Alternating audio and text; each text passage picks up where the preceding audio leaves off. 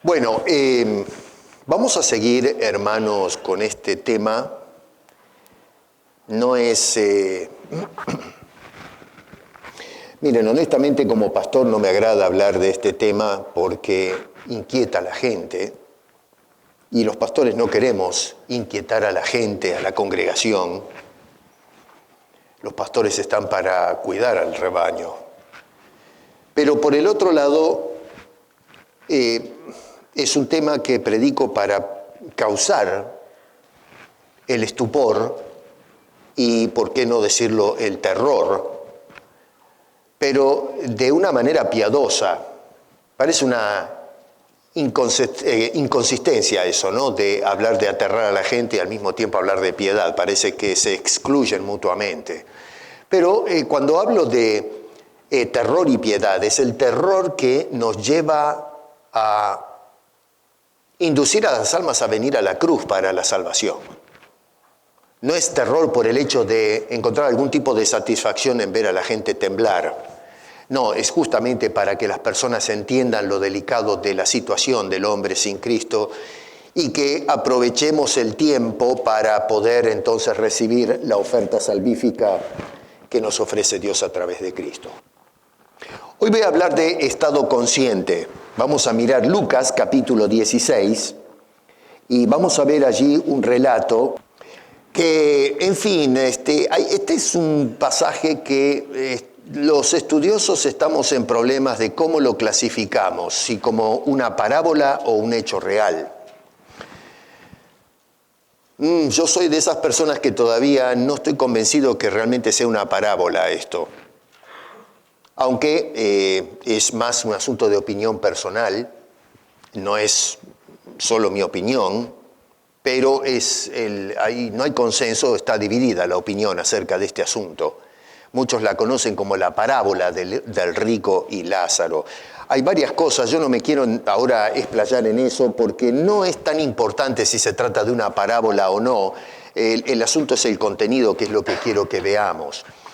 Pero, en fin, debido a que se mencionan nombres propios acá, es uno de los factores que me llaman la atención. En las parábolas que vemos en la Biblia no se mencionan nombres propios, pero en este caso no solamente se menciona a un tal Lázaro ahí, que ya lo vamos a visitar este hombre, pero está el nombre de Abraham, Moisés y los profetas. Y no solo eso, pero en la dinámica, el contenido de la parábola, o en fin, no sé si llamarla así, pero del relato, si lo podemos ubicar como parábola. En los versos anteriores hay una serie de parábolas. Eso no es tan importante después de todo. No sé por qué el cristianismo a veces se divide en discusiones de este tipo. Pero bueno, dice en el verso 19 que había un hombre rico que se vestía de púrpura y de lino fino y hacía cada día banquete con esplendidez. Había también un mendigo llamado Lázaro que estaba echado a la puerta de aquel, lleno de llagas, y ansiaba saciarse de las migajas que caían de la mesa del rico. Y aún los perros, qué cosa, aún los perros venían y le lamían las llagas. Aconteció que murió el mendigo y fue llevado por los ángeles al seno de Abraham. Y murió también el rico y fue sepultado. Y en el Hades alzó sus ojos, esto es al rico, estando en tormento, y vio de lejos a Abraham y a Lázaro en su seno. Entonces él, dando voces, dijo: Padre Abraham, ten misericordia de mí, y envía a Lázaro para que moje la punta de su dedo en agua y refresque mi lengua, porque estoy atormentado en esta llama. Pero Abraham le dijo: Hijo, acuérdate que recibiste tus bienes en tu vida, y Lázaro también males. Pero ahora éste es consolado aquí, y tú atormentado. Además de todo esto, una gran cima está puesta entre nosotros y vosotros, de manera que los que quisieran pasar de aquí a vosotros no pueden, ni de allá pasar acá. Entonces le dijo: te ruego pues, padre, que le envíes a la casa de mi padre, porque tengo 5 hermanos, para que les testifique, a fin de que no vengan ellos también a este lugar de tormento. Y Abraham le dijo: a Moisés y a los profetas tienen, óiganlos. Oiga, hermano, repito eso, Dice: a Moisés y a los profetas tienen, óiganlos. Me pregunto, ¿los oímos nosotros? Él entonces dijo: no, padre Abraham, pero si alguno fuere a ellos de entre los muertos, se arrepentirán. Mas Abraham le dijo: si no oyen a Moisés y a los profetas, tampoco se persuadirán, aunque alguno se levante de los muertos. Debo decir a eso, tenía razón. Y ya van a ver por qué. Estado consciente. Estamos hablando de el infierno, un estado de conciencia, estado consciente. En el ámbito de la neurociencia, se describe el nivel de conciencia como la capacidad para darse cuenta de lo que está sucediendo alrededor de una persona y comprenderlo. Estaba observando que hay 3 niveles de estado de conciencia. Uno es el de conciencia misma, o estado consciente o despierto de la persona, y se refiere a la persona que está despierta y se da cuenta de lo que está sucediendo a su alrededor, comprende, siente, habla, se mueve y responde con normalidad. Tenemos un estado de conocimiento reducido que es semejante. Es decir, la persona se despierta y se da cuenta de lo que sucede a su alrededor, pero esta persona no responde con normalidad. Y luego tenemos el estado de pérdida de conocimiento. En este caso, estamos hablando de la persona que obviamente está fuera de sí, casos como un desmayo, por ejemplo, se pierde la conciencia, es decir, la persona no se da cuenta de lo que está sucediendo.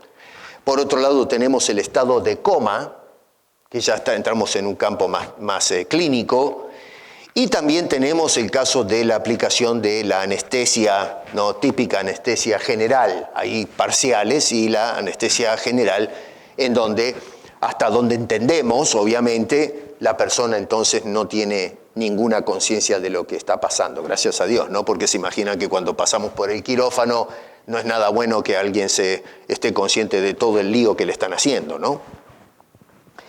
En la historia esta que tenemos acá adelante nuestro, vemos que los protagonistas que están envueltos o que se describen están en un estado post-mortem de conciencia absoluta. Y esto es lo que llama la atención. Personas que están totalmente al tanto de todo lo que está sucediendo, inclusive están viendo, sintiendo, están totalmente conscientes, experimentan y comprenden a plenitud lo que están padeciendo en estas horas. Por un lado uno está experimentando el descanso y por el otro lado tenemos una persona que está padeciendo terriblemente. Y quiero que observen que la palabra clave acá, en estos versículos, es la palabra tormento, que se repite varias veces. Ustedes la ven en el verso 23, miren ahí en sus Biblias, por favor. Dice, estando en tormentos, saltan al verso 24 al final y dice, porque estoy atormentado. Y luego repite otra vez el concepto en el verso, 28, al final, donde dice, este lugar de tormento. No es un accidente, está justamente para mostrarnos, subrayar la condición en la que se encuentra este señor. Otra vez, estando, estoy y lugar de tormento. Tomen nota que interesante porque en ningún momento vemos en esto que narra Jesús que las personas pasaron previamente a esta condición en la que se encuentran por un purgatorio. ¿Se acuerdan que vimos y de alguna manera desmitificamos este concepto, esta idea del purgatorio? No pasaron entonces por esa cámara de expurgación o para completar los actos de justicia que necesitan o méritos para poder entrar, como en el caso de Lázaro, al descanso ese en el que se encuentra ahora. No vemos tampoco la teoría del aniquilacionismo, que lo vimos la vez pasada.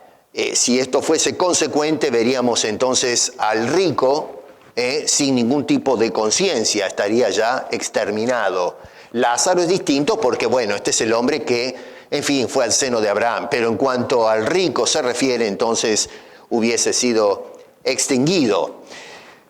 Existe la idea, esto lo mencionamos también, de algunos aniquilacionistas que dicen que las personas, antes de ser aniquilados en una condición post-mortem y estado de conciencia, van a sufrir, lo cual parece un poco ilógico, porque si van a sufrir, lo peor que se puede sufrir es el aniquilamiento, es dejar de existir. Pero bueno, algunos, viéndose con el problema de que algunos textos hablan de la existencia post-mortem, entonces se tienen que agarrar de ese concepto. Una cosa muy rara, pero se los digo para que sepan que existen este tipo de teorías. ¿Por qué Jesús dijo esto? A ver, cuando nosotros miramos la secuencia de todo esto que está acá, ¿por qué tiene que ver este incidente con todo lo que el Señor Jesucristo estaba hablando? Tengan en cuenta que acá es Lucas el que siempre debemos hacer un poco la hermenéutica en esto, ¿no? Lucas es el que escribió, ya Cristo murió, resucitó, se fue al Padre, la iglesia empezó a arrancar, y Lucas decide escribir. Colectó la información y entonces, una vez que tiene toda la información, a lo mejor en su libreta, dice, bueno, ¿cómo voy a ordenar este evangelio? Y entonces lo que hace es compaginar el evangelio poniendo en orden ciertas cosas y empieza a narrar, empieza a escribir. Y entonces lo que hace es, en esta sección del evangelio, es meter, prácticamente ahí vamos a ver algunas parábolas desde el capítulo 15, ahora vamos a ver por qué, pero mete todo esto y decide terminar esa sección con esta narración, este incidente. La pregunta es, bueno, ¿por qué Jesús presenta este incidente? ¿Por qué es importante hablarnos de eso? ¿Qué trata de enseñar Jesús con esta narración del rico y Lázaro? Lo que está sucediendo acá es, Jesús está respondiendo a las acusaciones que le estaban haciendo los del clero, es decir, los escribas y los fariseos, la acusación de que él estaba actuando mal cuando mostraba compasión e interés por los perdidos. Esto lo vemos, por ejemplo, en el capítulo 15. Vamos a mirar un poquito el contexto. En el capítulo 15, observen ustedes cómo Lucas nos va contando el incidente. Dice que se acercaban a Jesús, verso 1, todos los publicanos y pecadores para oírle, la gente descartada. Y los fariseos y los escribas, en lugar de aplaudir esto, que Jesús recibía a esta gente marginada por causa del pecado, dice que murmuraban. Y murmuraban diciendo, es decir, Jesús, a los pecadores recibe y come con ellos. Y entonces comienza toda esa ascensión que va a ir, por supuesto, hasta el capítulo, 17, donde, noten ustedes, por ejemplo, déjenme que les demuestre bien, en el versículo 10 termina la sección y en el verso 11 dice, yendo Jesús a Jerusalén, o sea que pasa a otra situación. ¿Me entienden lo que estoy diciendo? O sea que capítulo 15, versos 1 y 2 nos presenta el cuadro, Lucas puso esta sección y termina entonces en el capítulo 17, verso 11, donde ya se va a insertar otro episodio distinto. Se ve a Jesús yendo a Jerusalén, dice, y pasaba por allí, por Samaria y por Galilea, más o menos para que se den una idea. Así que todo esto lo tenemos que ver en conjunto en esa sección. Ahora, cuando Jesús escucha, él sabía todo lo que se cocinaba en el corazón de la gente, y cuando escucha esta acusación, Jesús les dice en el versículo 3, noten que dice, les refirió esta parábola. Y entonces va a presentar una parábola que va a ser acompañada de otra, la parábola de la oveja perdida, de la moneda perdida, para mostrar a través de estas dos ilustraciones cómo el Señor sale en busca de lo que se perdió. Los escribas y fariseos están perdidos, ¿y qué hace el Señor? Vino a buscar lo que se perdió. Y entonces les cuenta a estos fariseos, que supuestamente tenían que hacer ese trabajo, porque si eran los pastores de Israel, el pastor tenía que ir a buscar la gente perdida. Entonces Jesús dice, acá vine yo a buscar lo que está perdido. Si ustedes se van hasta el versículo, versículo 11, dice, también dijo. Y ese también dijo está hablando de continuidad a las dos parábolas anteriores. Es decir, habla de o indica la continuidad de todo el ejemplo que está dando el Señor Jesucristo. Tenemos la oveja perdida, la moneda perdida, el hijo perdido, la famosa parábola del hijo pródigo. Otra vez no se mencionan nombres en esa parábola, repito, lo que me llama la atención con la de Rico y Lázaro es que sí se mencionan nombres. ¿Vamos bien hasta ahí? Síganme porque ahora van a ver por qué es importante contextualizar todo esto. En el capítulo 16, versículo 1, Jesús va a dirigir ahora la atención a los discípulos. Recuerden, las parábolas van dirigidas a las protestas o las murmuraciones de los líderes religiosos que decían, se sienta con los pecadores, con la lacra de la sociedad. Les presenta las parábolas y ahora dirige su atención a sus seguidores, a sus discípulos. Por eso dijo también a sus discípulos. En el verso 13 de ese capítulo 16, para correr un poco, hace la conclusión de a dónde quiere arribar Jesús con esta parábola. Dice el verso 13, ningún siervo puede servir a dos señores, porque o aborrecerá al uno y amará al otro, o estimará al uno y menospreciará al otro. No podéis, esta es la conclusión, servir a Dios y a las riquezas. Así que más o menos nos vamos dando cuenta cómo entonces Lucas organizó todo esto. La respuesta a los religiosos, una enseñanza importante a los discípulos. Verso 14, sin embargo, a pesar de que le hablaba ahora a los discípulos, los religiosos tenían las orejas abiertas y dice, y oían también todas estas cosas los fariseos que eran, y acá está el asunto, avaros, eran amantes del dinero, dice, y se burlaban de Jesús.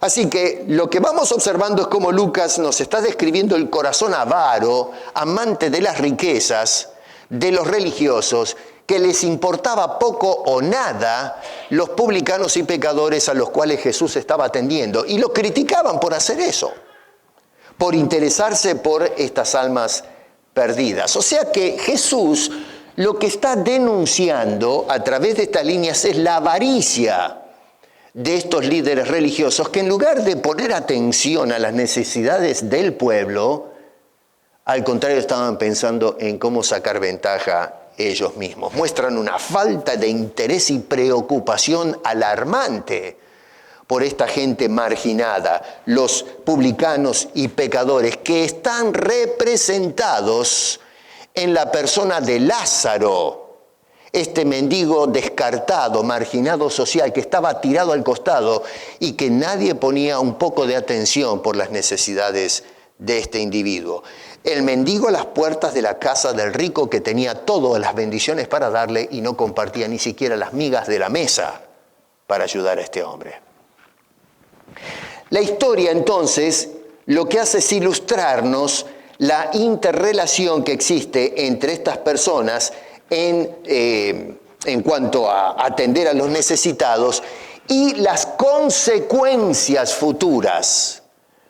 Las consecuencias después de que partamos de este mundo. ¿Qué es lo que va a suceder con este tipo de personas que actúan de esta manera?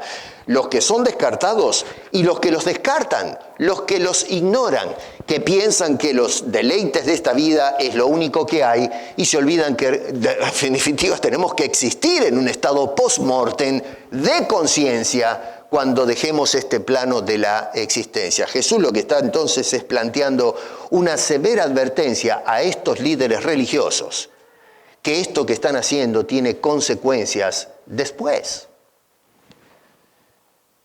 Bueno, eso va a ser con nosotros. Cuando nosotros dejemos este mundo, si no miramos bien cómo estamos viviendo, vamos a vivir en un estado de conciencia y vamos a tener que responder a cómo hemos vivido de este lado. Y lo vamos a tener que responder del otro lado. ¿Qué es lo que apreciamos de esta narración? Es muy interesante, ¿eh? En primer lugar, la vida disipada y despreocupada del rico, en el verso 19. Dice que este señor era un hombre rico. Me llama la atención porque dice, había un hombre rico, otra vez algo que para mí está en imperativo. La frase esa me da la impresión de que no se trata de una parábola, sino de un hecho real. Pero bueno, dice que se vestía de púrpura y de lino fino. Así que se tiraba todo el ropero encima el señor. Era en aquel entonces la ropa más cara. Louis Vuitton le llaman ahora, las marcas caras, que yo no entiendo ni medio de marcas, pero se tiraba el ropero Louis Vuitton encima. La ropa fina. El señor era un pavo real. Le gustaba mostrarse. Quería presentarse delante de la sociedad como una persona importante, destacada, preocupado por la apariencia externa. Por eso se tiraba todo el ropero encima. Precisamente lo que hacían los escribas y fariseos. Jesús denunció que estos hombres por fuera eran sepulcros blanqueados, hermoseados, pintados, pero por dentro estaban llenos de basura, huesos podridos. Este rico, representando a los líderes de la nación, se vestía por fuera para mostrarse a todos los demás, para que lo juzguen en base a lo que vestía. Nosotros hoy, hermano querido, somos tan parecidos a este rico, porque hoy nos vestimos con el Facebook, el TikTok y todos estos medios de comunicación, que es el ropaje que nos metemos encima. Estaba mirando ayer un periodístico que mostraba la gran preocupación que hay con los filtros que se están poniendo en los celulares. Me llamó la atención que ahora estos que ponen sus postings, ¿no? En la influencers le llaman, o ¿cómo se dice en español? Influenciadores, ¿es correcta la palabra? Influencers. Especialmente las mujeres, aunque hombres también, en lugar de estar todo el tiempo poniéndose el maquillaje y peinarse y todo lo demás para salir en el video, hay unos filtros que salieron nuevos, no sé si están al tanto de eso, si no, yo estoy más adelante que ustedes. Me enteré ayer, yo ni sabía que existía esto. Pero resulta que ponen ese filtro y le pone todo el make-up.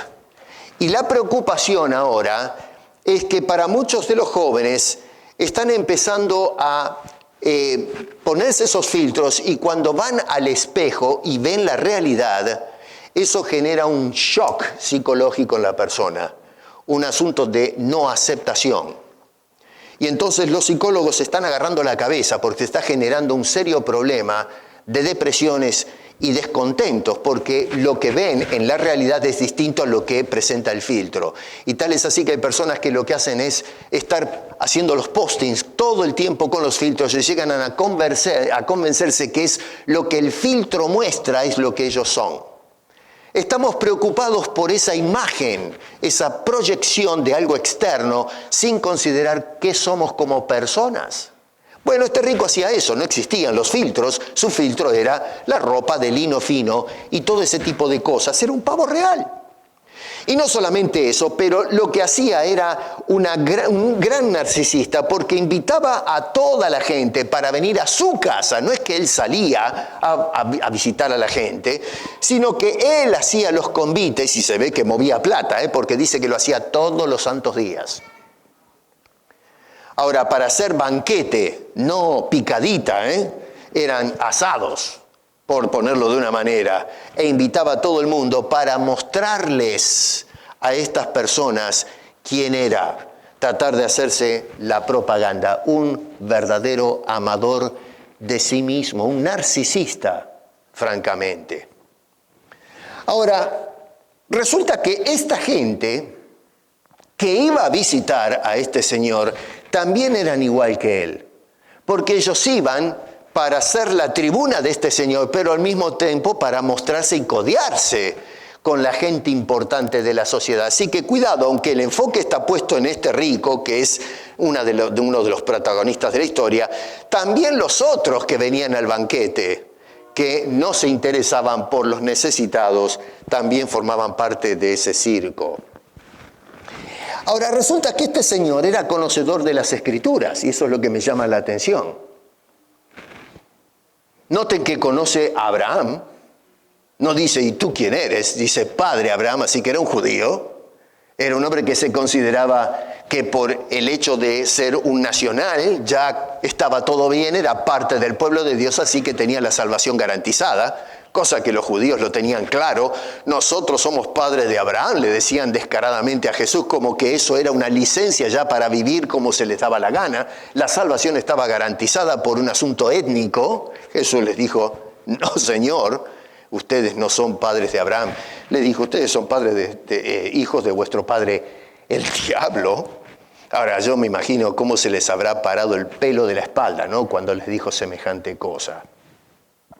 Bueno, este señor era conocedor de Abraham, conocía a Moisés, y por lógica lo que había escrito, y también conocía a los profetas. Porque se menciona a los profetas y no hay ningún tipo de duda de este señor de lo que se está hablando. Conocía la ley de punta a punta. El problema acá no es un asunto de conocimiento, sino que hizo caso omiso a lo que dicen las Escrituras.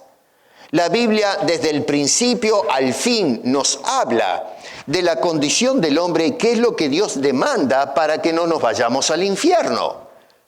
La Escritura es clara en este asunto. El problema es que por eso les dije al principio, si estamos prestando atención, dice, capítulo 16 dice, a Abraham le dijo a Moisés y a los profetas óiganlos.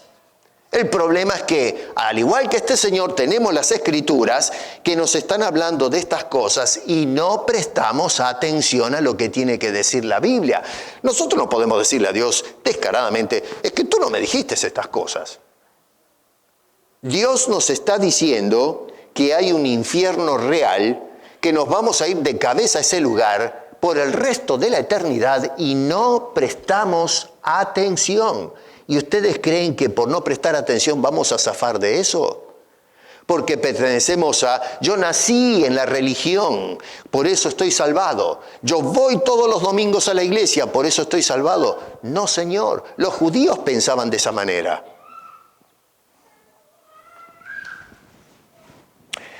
El escritor, es muy importante esto porque cuando dice escuchen a Moisés y a los profetas, en realidad lo que está diciendo es escuchen a Dios.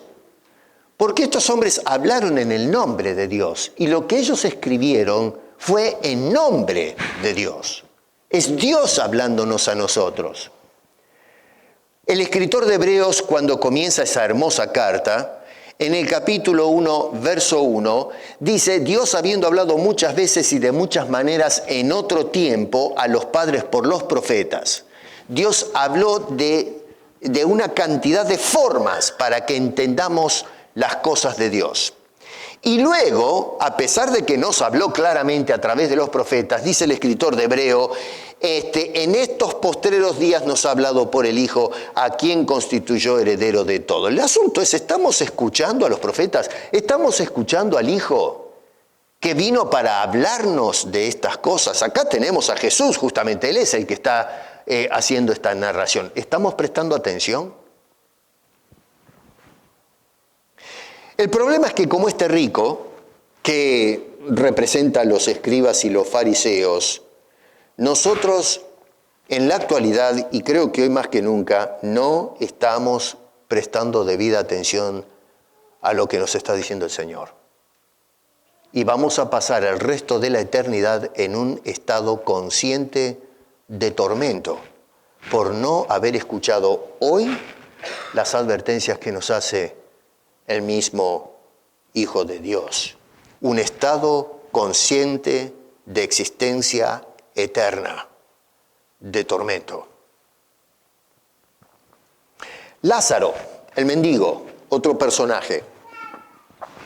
El pobre hombre es un cuadro tristísimo, ¿no? Pues se la pasó toda la vida, no sé si empezó siendo mendigo de nacimiento o qué sé yo, no se da detalle. El asunto es que tenemos acá un pobre hombre implorando un poco de atención, díganme ustedes, un poco de atención. No pide mucho este señor.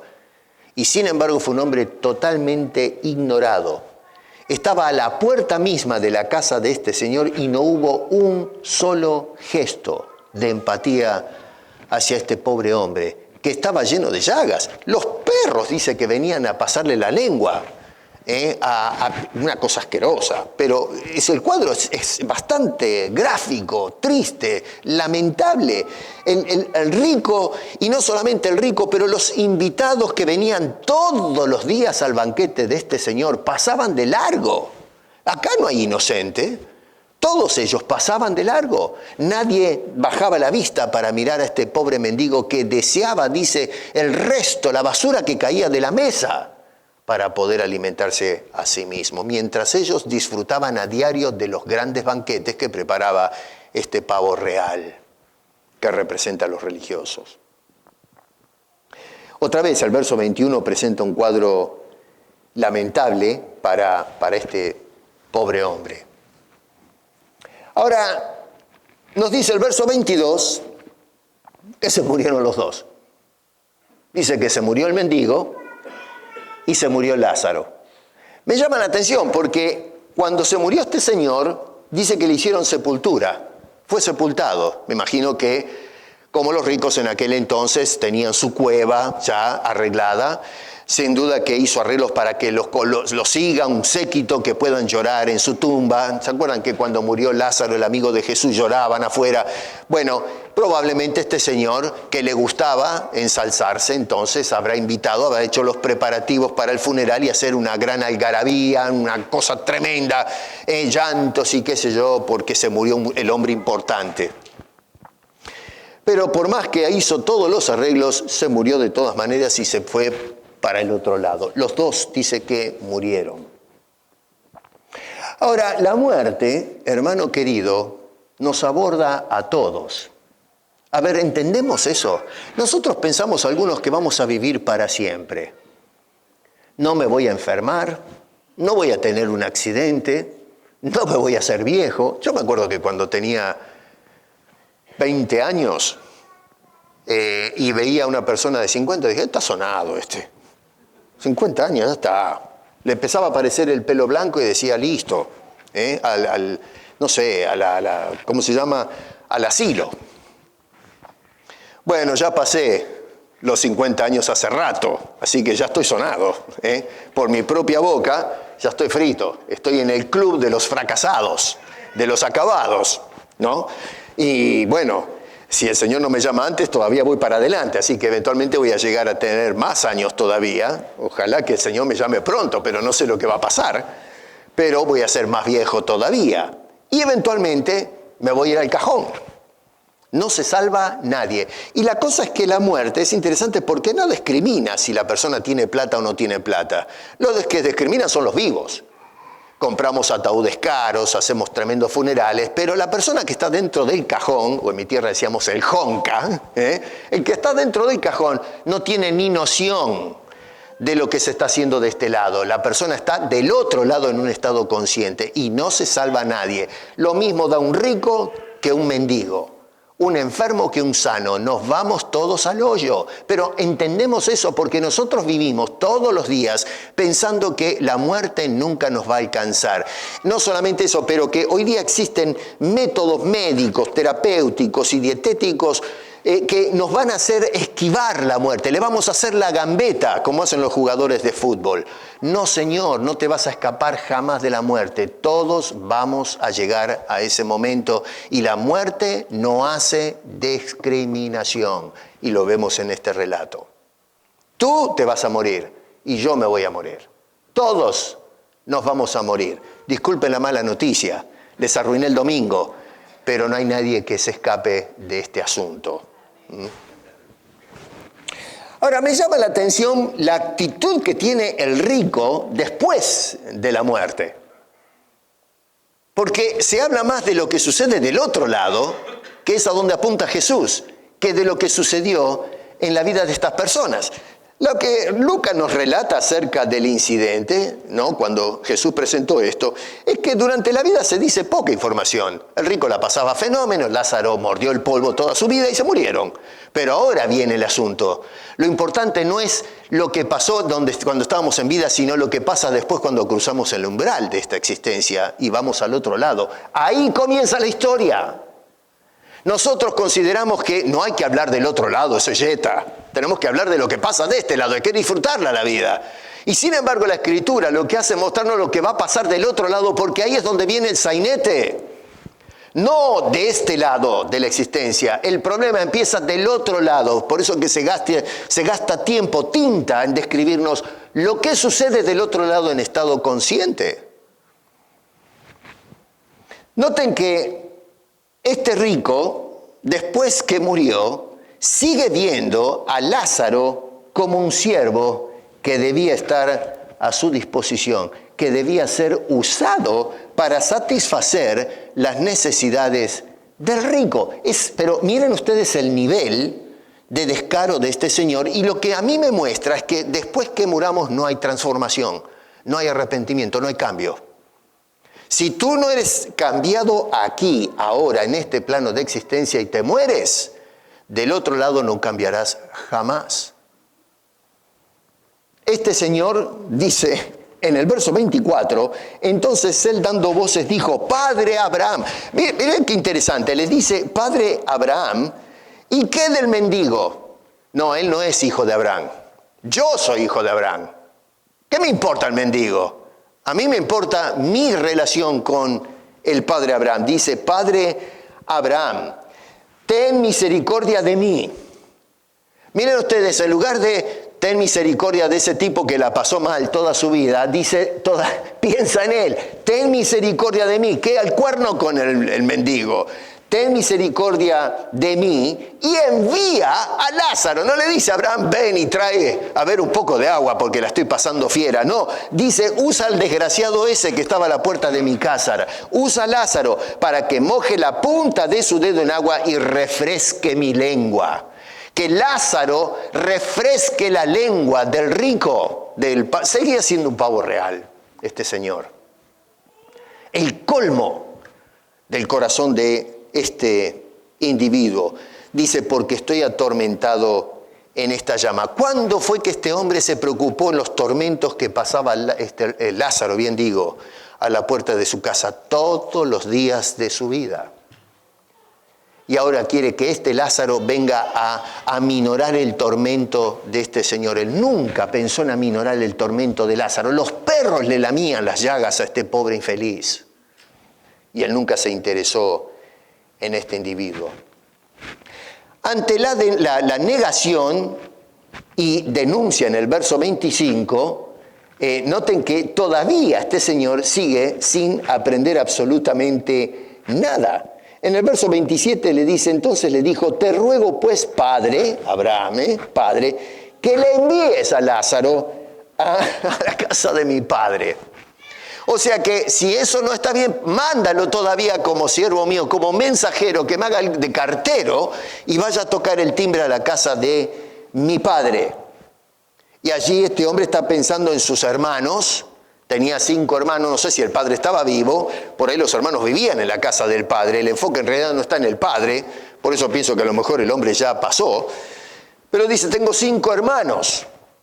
Para que vaya y le hable a estas personas. Ahora lo quiere a este Lázaro que sea su sirviente para ir a hablarle a los hermanos y no vengan a parar donde él estaba. Lo cual me muestra que los hermanos eran igual que él. Porque si realmente eran personas que escucharon a Moisés y a los profetas, no habría ninguna necesidad de mandar a un mensajero que le diga, muchachos, abran los ojos, porque van a venir acá a parar al lado mío. Así que los hermanos me da la impresión de que de santos no tenían nada. Y es cierto, los escribas y los fariseos eran todos compinches. Se llamaban hermanos en la fe, pero resulta que eran todos cortados con la misma tijera, una manga de sinvergüenzas, amantes del dinero, que no les importaban las necesidades de los publicanos y pecadores a los cuales el Señor Jesucristo se acercaba para hablarles de los peligros de la vida después de este plano de existencia, del juicio de Dios. ¿Recuerdan lo que dice Hebreos 9:27?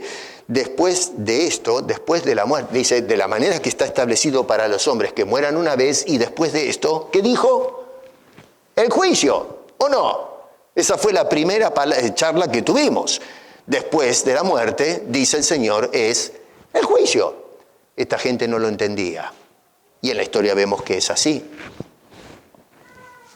Así que bueno, esta persona lo que vemos entonces es que termina pretendiendo que el pobre Lázaro termine sirviendo todavía al rico después de haber muerto. Bueno, la respuesta de Abraham es contundente. Lo reventó. Y la respuesta de Abraham es la respuesta de Jesús a todos nosotros. Le dice, versos 29 y 30, Abraham le dijo a Moisés y a los profetas tienen, óiganlos. Dice, él entonces dijo, no, padre Abraham, pero si alguno fuere de ellos de entre los muertos, se arrepentirán. Mas Abraham le dijo, si no oyeran a Moisés y a los profetas, tampoco se persuadirán, aunque alguno se levantare de los muertos. Si se levantaba Lázaro a tocar la puerta de los 5 hermanos, ¿qué creen ustedes que hubiesen hecho los 5 hermanos? Lo hubiesen sacado a patadas. Asqueroso, que venís con toda la llaga a venir a hablarnos. Asqueroso, ¿con qué caradurez venís a tocarnos la puerta? Lo hubiesen sacado a piedrazos a este señor. Aunque se levante Lázaro, no hubiesen escuchado. Hermano querido, nosotros vivimos en una cultura de explotación, de egocentrismo y de total indiferencia, y que aún me llama la atención porque es una indiferencia complaciente. Nos complacemos y estamos enorgullecidos de ser lo que somos. ¿A dónde hemos llegado como sociedad humana? Estamos conformes con lo que somos. Por eso hablo de complacencia. Estamos conformes en la condición en que la sociedad se encuentra en la actualidad. Vivimos en una especie de autonarcisismo colectivo. Nos gusta que nos vean, que nos aplaudan. Por eso, repito, lo he dicho muchas veces, cuando vamos a las redes sociales, la gente va en busca de la aprobación de la sociedad. Incluso la misma iglesia está abandonando algunos de sus puntos doctrinales que son radicales, que están centrados en las Escrituras, y vamos abandonando esos conceptos para recibir la aprobación de la sociedad sin Cristo. Vivimos como los paganos, pensamos como los paganos, nos vestimos como los paganos, andamos como los paganos, porque queremos la aprobación de la sociedad en lugar de que nos descarten por no acomodarnos a ellas. Vivimos en un mundo y en una sociedad de violencia institucional. Somos testigos de la marginación social. En nuestro continente latinoamericano esto es un problema serio. Hoy las fuerzas políticas han levantado las banderas de la justicia social cuando se cometen las mayores de las injusticias. Se utiliza la retórica para vender una ideología que no sirve absolutamente para nada. Seguimos empobrecidos y sometidos, y esto va en aumento. La cancelación ideológica que impone un tipo de segregación y ostracismo social. Vivimos en una sociedad de desigualdad de castas. Hablamos a veces contra la gente que vive allá en el lejano oriente, en la India, donde todavía existe un sistema de castas, y nos escandalizamos. ¿Y qué de nuestras sociedades? No usamos el término castas sociales, pero dentro de nuestras sociedades latinoamericanas tenemos los guetos marginales. Los negritos, los pobres, los chullos y no sé cuántas cosas les ponemos los apodos a las personas, y esos son las castas sociales que hemos creado dentro de nuestras comunidades. Qué hipócritas que somos, qué ciegos que somos. Los judíos formaron un sistema de casta, ellos y los demás. La desigualdad de todo tipo, Las políticas sociales, económicas, ideológicas, culturales que son elitistas, la manipulación de las masas por medio de la política, la religión, la moda, el arte, la literatura, unos viviendo sobre las espaldas de otras personas y estos deseando las migajas de los explotadores. ¿Se dan cuenta que el mundo de hoy no es muy distinto al que se describe en el Evangelio según San Lucas? Somos iguales, actuamos de la misma manera. El mundo no ha cambiado. Cambió la tecnología, cambió un poco la sociedad, cómo funciona, pero el corazón del hombre sigue siendo exactamente lo mismo. Todos vivimos ignorando voluntariamente que todos vamos a enfrentar la muerte en algún momento y después de esto el juicio, como dice el escritor de Hebreos. Y el juicio nos introduce a nosotros en un estado, como vemos en este episodio, un estado consciente de tormento sin fin. De tormento sin fin y sin piedad. Nadie se va a preocupar del otro lado de nuestros tormentos. Mucha gente apela en la actualidad a formas de espiritismo para, en fin, saber qué sucede y qué hay del otro lado de la existencia. Consultan gente que son cazadores de fantasmas, conversan con los muertos, qué es lo que hay del otro lado. Se han hecho películas románticas acerca de la vida después de la muerte. ¿Y por qué? La gente tiene curiosidad de saber qué sucede del otro lado. Bueno, Jesús te lo está diciendo. No necesitamos acudir a literatura profana para saber qué sucede del otro lado en un estado post-mortem. El Señor Jesucristo nos está dando esta historia para que entendamos que después de este plano de existencia hay algo más del otro lado y que vamos a tener que dar cuenta de nuestras acciones de este lado de la existencia. Así que no necesitamos que un muerto se levante y venga a hablarnos de estas cosas porque ya vino y resucitó uno que murió para decirnos acerca de estas cosas. Y fue el perfecto Hijo de Dios que ciertamente murió y ciertamente vino de entre los muertos y estuvo otra vez hablándonos y envió a los apóstoles y lo que hizo fue perpetuar las Escrituras para seguir hablándonos de este peligro eminente del cual ninguno de nosotros vamos a poder escapar. Y es el estado consciente de existencia después de la muerte, un estado de tormento. Ahora me estoy enfocando en el estado de conciencia. Ya vamos a hablar la próxima semana acerca del estado de tormento, los sufrimientos que describe la Escritura, que es algo espeluznante.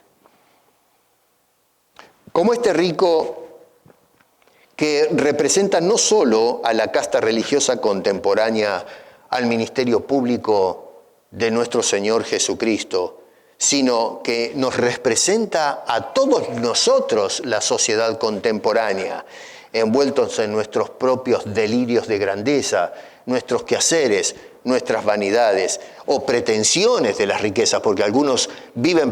Miren, una vez conocí a una pareja, hace muchos años,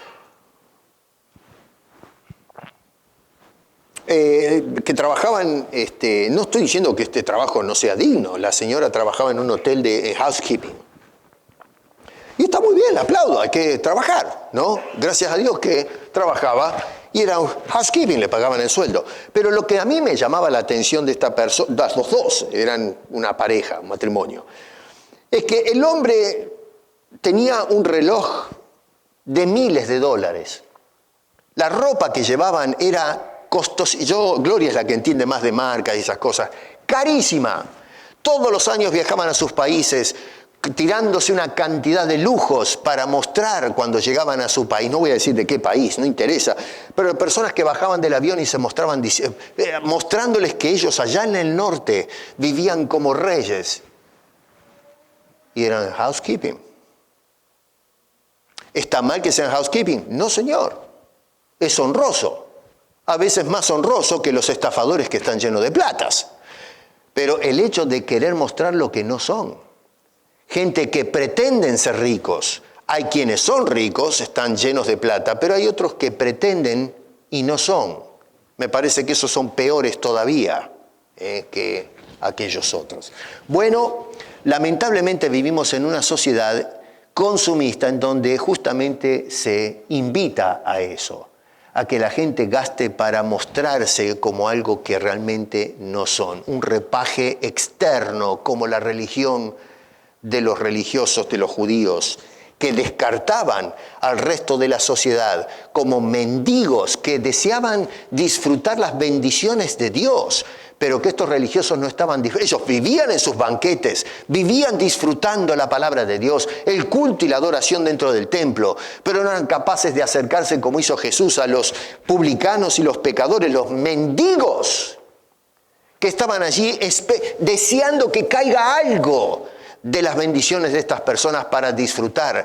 Y todos los días adoraban a Dios y entraban al templo a llenarse de las bendiciones, a hartarse de las bendiciones, olvidando a estas personas que estaban clamando en pecado que tengan compasión de ellos. Y todos los días pasaban de largo, no bajaban la vista a ninguna de estas personas. Y cuando vino Jesús justamente a darles no migajas, sino a alimentarlos con la palabra de Dios, con la bendición del cielo. Lo marcaron, lo censuraron y eventualmente lo colgaron de un poste, usando a los romanos. Este rico nos representa a todos nosotros en la sociedad. Y el mendigo llamado Lázaro, los descartados, los olvidados, los marginados. Noten que este hombre, en estado consciente, verso 23, podía ver. Nos dice el verso 24 que podía sentir, podía desear, podía padecer necesidad. Necesito que me mojen la lengua con una gota de agua. Verso 25, podía recordar la vida pasada, recordar que le quedaron atrás sus hermanos. Verso 27, podía implorar, pero sin esperanza. Acá tú puedes implorar la gracia de Dios y Dios responde. Pero del otro lado vas a implorar eternamente que se disminuya tu tormento y nadie va a responder. Y ni siquiera va a estar los secuaces tuyos que van a ir a parar a aquel lugar. Y no vas a poder decirle al que está al lado tuyo, ¿me puedes ayudar para bajar este tormento? Porque el otro decía, a mí qué me importa si yo estoy en la misma condición, ayúdame tú a mí. Y no hay nadie que se pueda compadecer de la miseria del otro.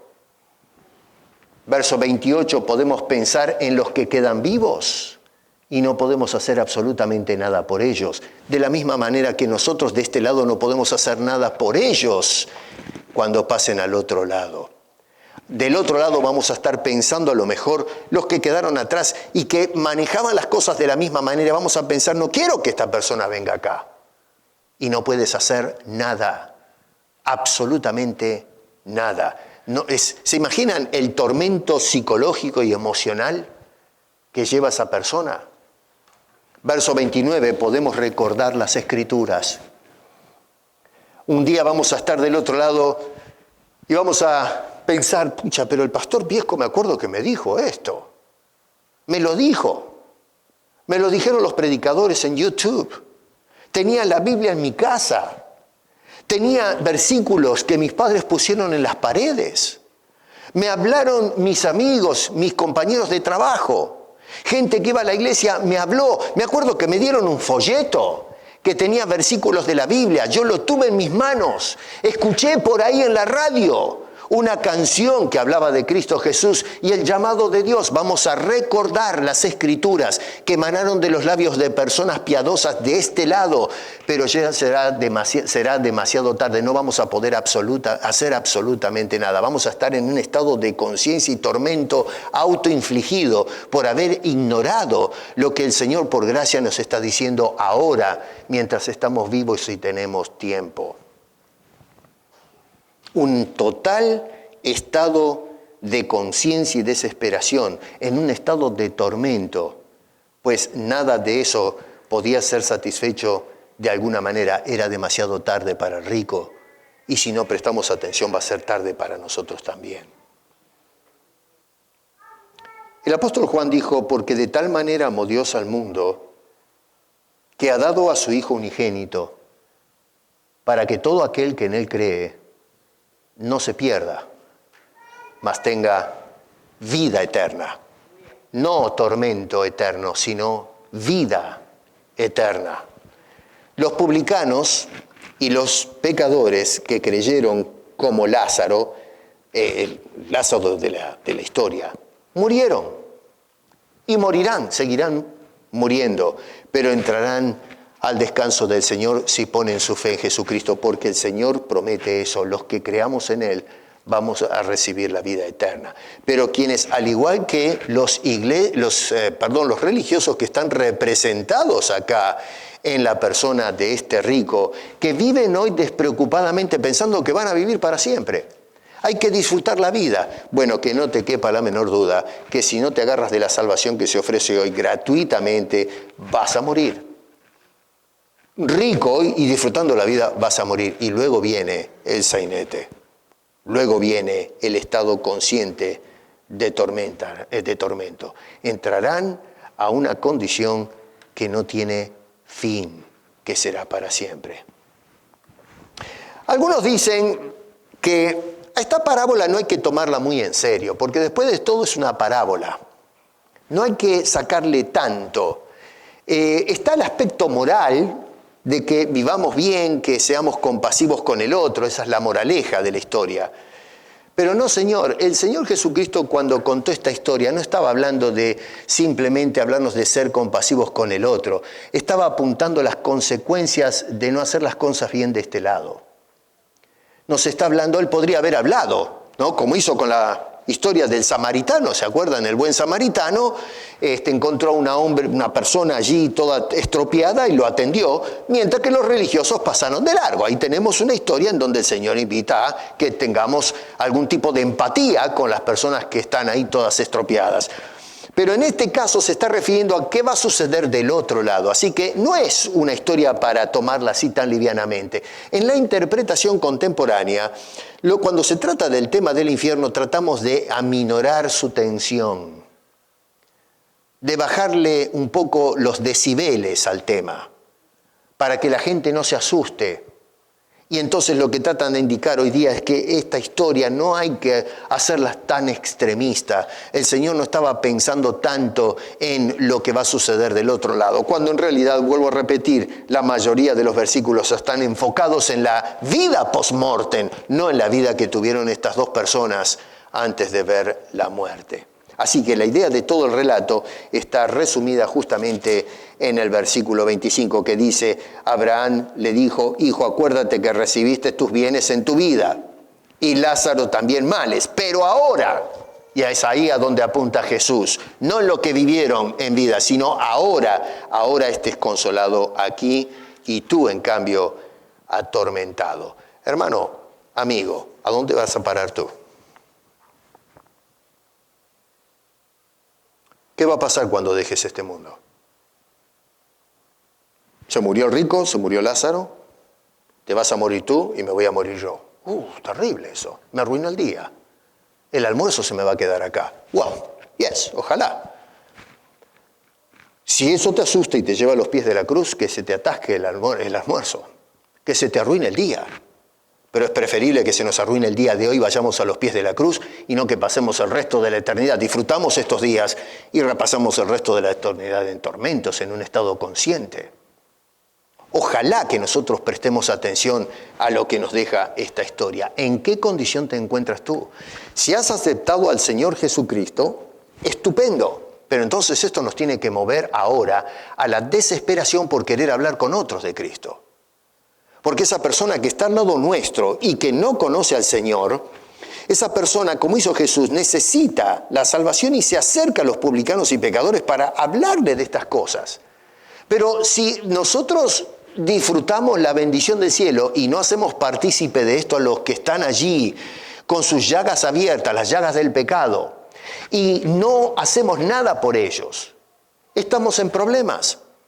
Tenemos que ser movidos a compasión y hablarles ahora que es el tiempo a los perdidos acerca de la salvación en Cristo. No te calles, comparte el Evangelio. Ahora va a venir Semana Santa, pero mira, ¿sabes qué? Agarra y empieza a hablar hasta las piedras.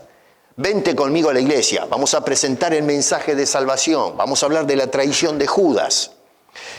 Trae a la gente para que venga a escuchar el Evangelio y cuando te vayas de nuevo, sigue hablando con ellos del Evangelio. No perdamos el tiempo, no podemos quedarnos indiferentes porque esa persona va a pasar en estado consciente la eternidad en tormento. ¿Cómo podemos ir a dormir tranquilos sabiendo semejante cosa? Y si todavía no has aceptado a Cristo Jesús, tú estás en serios problemas. Probablemente tengas un lindo auto, tengas buena ropa, salgas a comer no sé cuántas veces por semana, te vas de vacaciones y estás pasándola fenómeno. En este país, donde la economía todavía funciona, nos podemos dar gustos que en nuestros países no teníamos. Vivir despreocupadamente, total, comamos hoy que mañana morimos. Bueno, mañana morirás y vas a pasar al otro lado. Y a menos que te hayas aferrado a Cristo Jesús como Salvador, lo que te espera es un estado consciente de tormento sin fin del otro lado, como pasó con el rico. No seas tonto, no seas necio, no cambies un momento de satisfacción y refrigerio de este lado para invertirlo en una eternidad de tormento. Eso es un pésimo negocio. ¿Estamos oyendo lo que dice el Señor? Bueno, la respuesta queda en cada uno de nosotros. Una vida consciente de tormento. Eso es el infierno para los que rechazan la salvación de Cristo Jesús. Es drástico, pero Jesús en este caso fue drástico, porque no quería que vayamos a ese lugar. Escuchemos lo que nos dicen estos grandes hombres de Dios. Señor, te damos gracias por estas advertencias, por estas luces rojas que se encienden y que nos ponen al borde del peligro, Señor, para que veamos aterrados las consecuencias de ignorar el llamado de salvación y esperanza. Gracias, porque mereciendo nosotros pasar una eternidad en tormento, enviaste a tu Hijo Jesucristo, no solamente a predicarnos la salvación, sino a otorgarnos la salvación dando su vida por cada uno de nosotros. Gracias por la cruz. Gracias por ese lugar donde, Señor, tú purgaste nuestros pecados. Ayúdanos, por favor, Señor, a vivir ahora anunciando este mensaje para que otros puedan ser advertidos ahora mientras hay tiempo, no después que ya es tarde, sino de este lado de la existencia podamos hablarles del peligro del fuego eterno. Y aquellos que todavía no te han aceptado, Señor, como Salvador, mueve el corazón de estas personas. Si se aterran, Señor, qué bueno, porque de esa manera está la oportunidad de que tu Espíritu los lleve incluso a las rastras, a los pies de la cruz, para que acepten la bendita salvación que tú otorgas por gracia, Señor. Ojalá que este mensaje pueda llegar al corazón de muchos, incluso a través de la cámara, y puedan aceptar este llamado de atención y salvación que ofreces tú a los perdidos. Señor, ayúdanos a estar apercibidos de esto que se nos advierte, que es el infierno. Oramos en el nombre de Cristo Jesús. Amén.